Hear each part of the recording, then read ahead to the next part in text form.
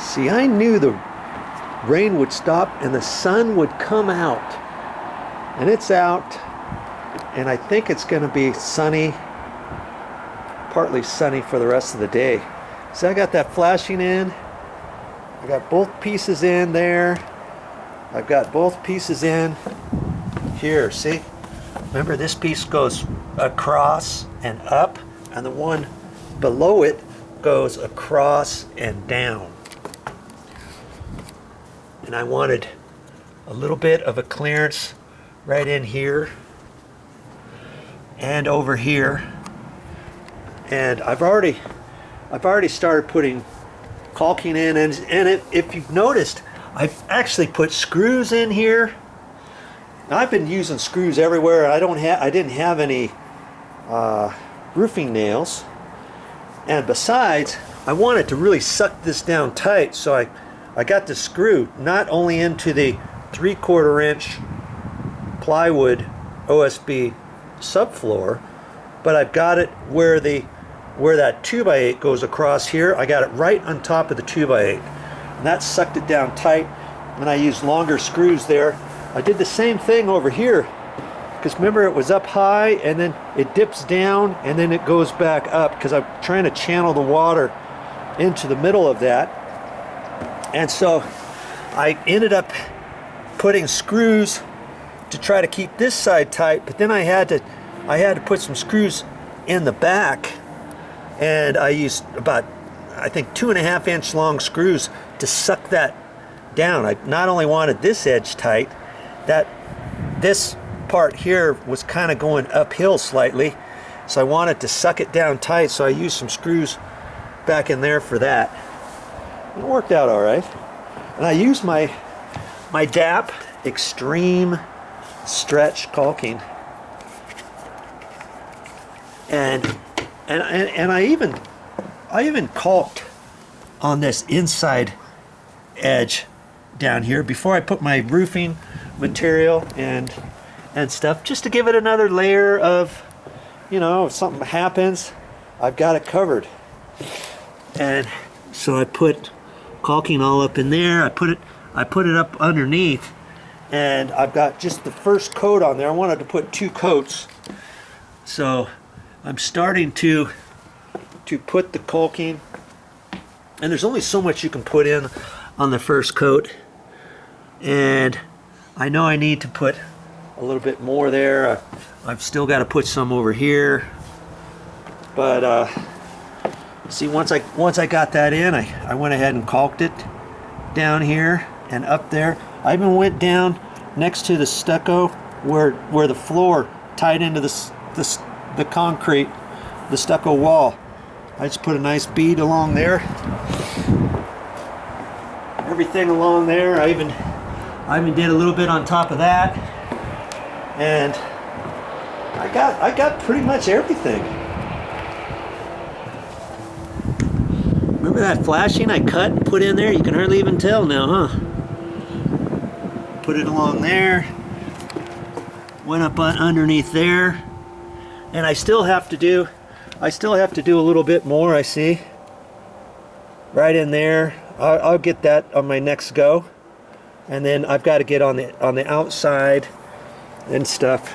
And I still have to do the outside, but you know, I can do that outside later. My main thing is I want to get, see right in there, I want to get my flooring done. Then I can go out there at my leisure and caulk, and I may even repaint this edge. I put 2 coats on there, and I can see where there's a couple little areas that I still have to do, and see when and I can do that, you know. And when I caulked that, I could barely reach my caulk gun up there at an angle, and I couldn't get it all the way up perfect because I'm only 2.5 inches off the floor, you know. So I put it up there as tight as I could, and then before I ran my finger just just on the first time and try to push it all up there, it would spooge down below my finger. I went down just a little bit lower, and I did my finger once to get it pushed up there, and then I did it again a little bit more of an angle to push it right up in that joint. You don't want to do that the first time, because half of it is going to come down over your finger on the bottom side of your finger, especially when you're trying to caulk something that low. I was thinking about putting a little bit on my finger at a time and putting a little bit, putting a little bit more on my finger. I thought, phooey on that. I just put that up there as tight as I could, and then go at an angle to push it up a little bit, and then go at a little bit more of an angle. And even if you have to think you have to do it again, more of an angle, and that, what you're doing is pushing the caulking right up inside that inside edge. Okay, and that's what I wanted to do. And I got plenty of caulking. I've got an extra tube too. I wasn't sure how much I was going to use, and so I know I got more than enough caulking to do this. And I thought, you know, I'll just do one coat, let that dry a little bit while I'm doing something else. Then I'm going to do another bead up underneath.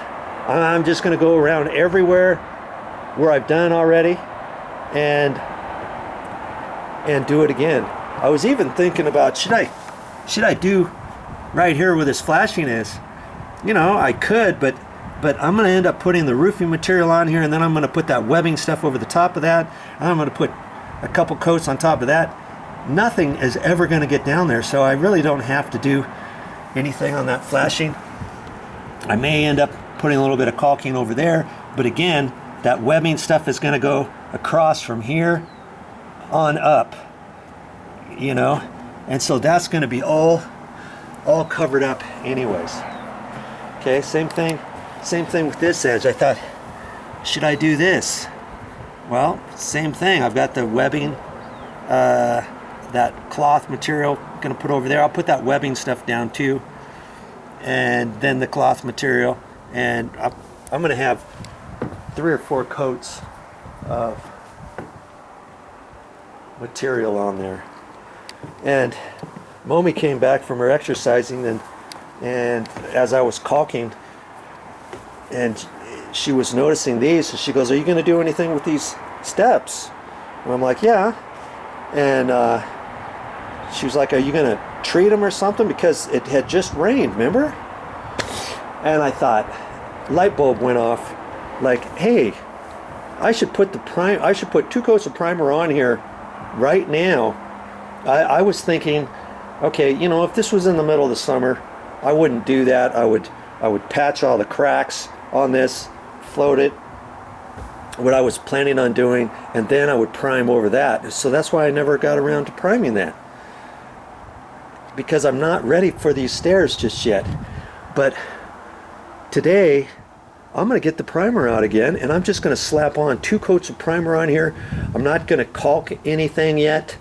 I'm just going to get those 2 coats on here just to kind of protect this in case it rains again before I get done with these stairs.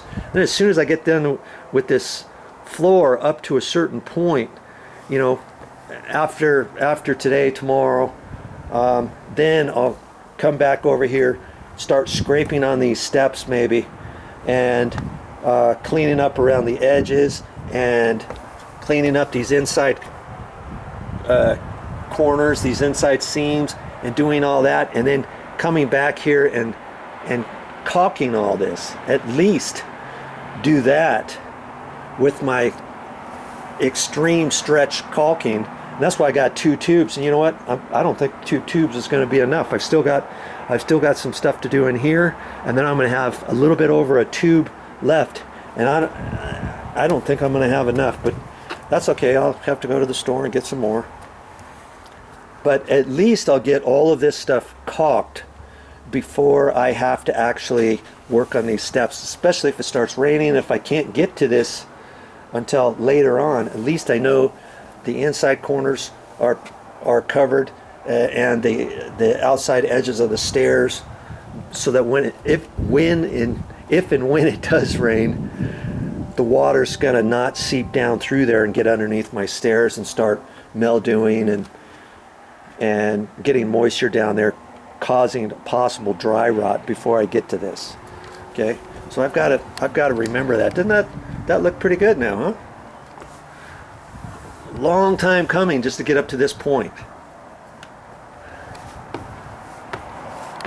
So I'll keep working. I've got one more coat of the caulking to do, and then I'm going to get into my Dura-Bright white elastomeric roof coating. Okay, I guess I'm ready to start using this stuff.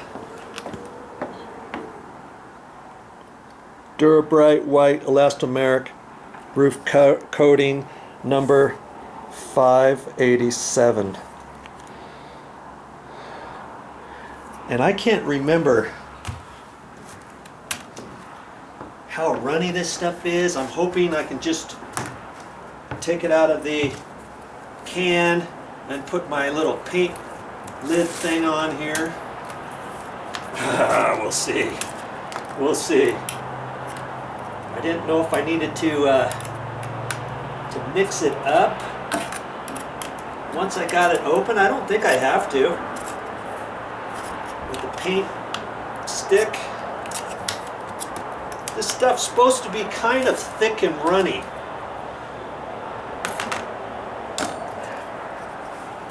And I have a feeling that it is. And I'm gonna put this on here just so I can use it. When I put this on, you just start from one edge, because I was looking at it before, and it says fits all paint can lids, and start here, push down corner of rim, and then finish on the other side. I was trying to put the whole thing on. So you just start right there, and then get it pushed on there like that.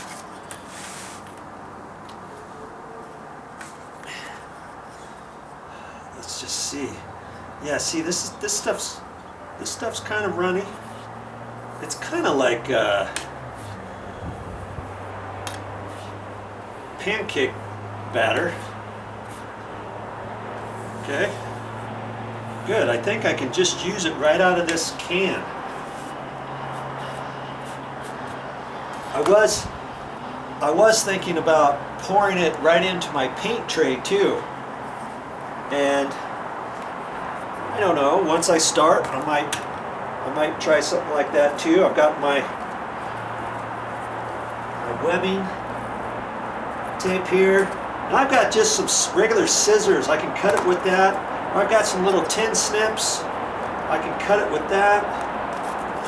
Same thing with this. I tried that with scissors, and yes, it cuts. It cuts pretty easy. And I got these. I didn't actually get them. Mommy got them at the hardware store. I thought, what are you going to use those for? These snips. I always use my regular tin snips, and I've got some regular tin snips, but they're pretty old. And I tried cutting it on this webbing stuff. Now, if you had sharp tin snips, you could cut it with that. But mine are kind of dull. I've had them probably, I don't know, 25 years. And they're still good enough to cut metal, but not fine things like carpet strands, stuff like this. It's not going to cut. Okay, so I don't know where I'm going to start at. Maybe I should just start right over there.